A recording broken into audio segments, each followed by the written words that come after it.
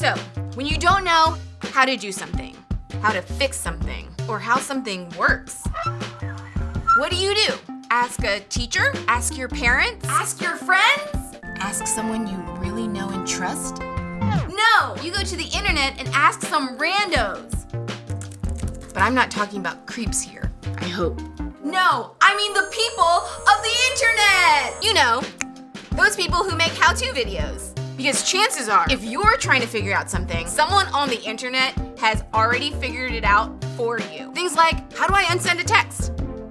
No. How do I do a winged eyeliner? How do I get rid of the zit by Friday night? How do I get out of gym class? How do I screen cap Snapchat without getting caught? They'll never know. But then there are things in life that don't have an easy fix, that don't have a simple solution, that don't have a how-to video. Things like what to do when you have problems with family, or when it seems like you have no control in your life, or what to do when someone has done something to you. I mean, clearly, they gotta go. The truth is, there's a lot of life that doesn't have a solution you can just find online. So how do you know what to do when you don't know what to do?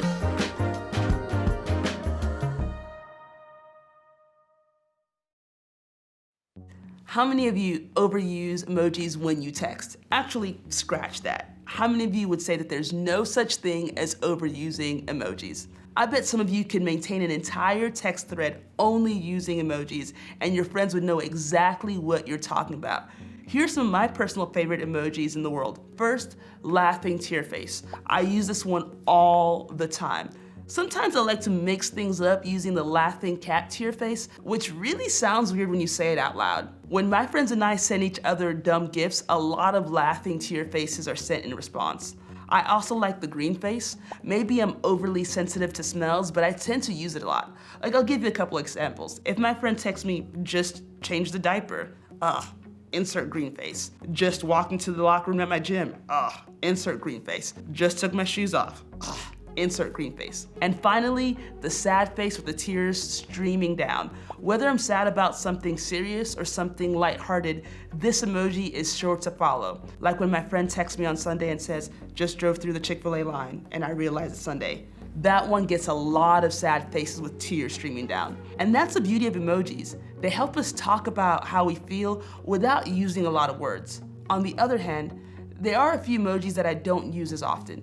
But when I do, I think they pack a punch and they say a little bit more than my usual go-tos. I like the first one the best, the face without a mouth, because it represents those moments where you simply have no words to say. I use this when I hear about something or when something happens that I just can't make sense of. I'd say that most of the time, these shocked emojis are sent along with a text message that reports something happening that was shocking in a bad way. Something that catches us off guard and hits us out of nowhere. These things don't happen every day, but when they do, they can affect us in a big way. Have you ever experienced anything in your life like that? Something that simply rocked your world, caught you off guard, made you feel uncertain, or caused you a lot of hurt? Maybe you felt this way when you got the news your parents were splitting up, even though you had no idea things were that bad. Maybe a friend had something hurtful to say about you, and he or she accidentally sent that text to you, and you immediately knew that they meant to send it to someone else. Maybe you felt this way when your mom or dad told your family that you were going to have to move because of a job change. Maybe you felt this way when you experienced an injury at the beginning of your sports season, or maybe your boyfriend or girlfriend broke up with you over text. Maybe you got a rejection letter from the college you were dreaming of attending. Unfortunately, this list could go on for a while with examples of times when your world was rocked by some shocking news or circumstances. If you haven't experienced it yet, there'll be a time in your life when this happens. The thing about these shockingly painful moments is that they often hit us out of nowhere. Because of that, it's difficult for us to know how they'll make us feel. And because of that, it's difficult for us to know how we'll respond. Sometimes we're surprised by how well we handle it. We think, wow, I figured that news like this would take me to the edge, but I'm actually okay. Sometimes we surprise ourselves by how much it tears us apart. We think, I don't even know why I'm so upset, but I am a mess. Sometimes we consider, where is God in all of this? Because we're all wired differently, we experience hurt differently. But that doesn't change the fact that hurt hurts. That's the bad news. The good news is that we're going back to the life of Joseph as a model for how to handle unexpected pain. Joseph is one of the most famous people in the Old Testament of the Bible. Joseph had some family drama that he definitely played a part in creating. He was his dad's favorite child, and therefore given special treatment compared to his brothers. And on top of that, he had a dream that his brothers, and even his parents, bowed down to him out of respect and honor. And because Joseph seemed to have a hard time picking up on social cues, he shared his dream with his family. You can imagine how well that went. His brothers were not okay with him being his dad's favorite. His brothers were not okay with him sharing his dreams of ruling over them. So how did they respond? Check this out. But they saw him in the distance, and before he reached them, they plotted to kill him. That escalated quickly, and it gets worse. Here comes that dreamer, they said to each other. Come now, let's kill him and throw him into one of these cisterns and say that a ferocious animal devoured him. Then we'll see what comes of his dreams. Despite his anger toward Joseph, one of his brothers actually had a conscience in the moment. When Reuben heard this, he tried to rescue him from their hands. Let's not take his life, he said. Don't shed any blood. Throw him into the cistern here in the wilderness, but don't lay a hand on him. Reuben said this to rescue him from them and take him back to his father. Thank goodness for Reuben. He convinced his brothers to throw Joseph into a well instead of going homicidal on him. He even planned on coming back to rescue Joseph later. The brothers listened to Reuben, and when Joseph approached, they ripped off the special coat his father had given him, and they threw him in a well. If Joseph had a phone, this is when he would text his best friend. When your brothers tear off your jacket and throw you into a well, SMH, shock face. But they still are not done with him. They notice a caravan of traders approaching. Judah, another one of Joseph's many brothers, suggests that they sell Joseph to these traders. After all, selling Joseph to a group of people who would most likely make him a slave is much better than murdering him, right? So that's exactly what they do. They dip Joseph's coat into, that's exactly what they do. They dip Joseph's coat in the blood of a wild animal, and they take it to their father and tell him that Joseph was likely attacked and killed by an animal. What a cover story. They took the ornate robe back to their father and said, "We found this. Examine it to see whether it is your son's robe." That last line tells us everything we need to know about the situation. The brothers obviously knew that the coat belonged to Joseph. They brought it up to let their dad know that they noticed the way he favored Joseph, and they were mad about it. They didn't call it Joseph's robe or our brother's robe. They said, your son's robe. What a bunch of jealous jerks. This is where Joseph would probably be texting again. Good news, my brothers pulled me out of the well. Bad news, they sold me to some traders who are now taking me out of town. I am not in a good place. Shock face. I'm being a bit lighthearted, but there was nothing lighthearted about the situation.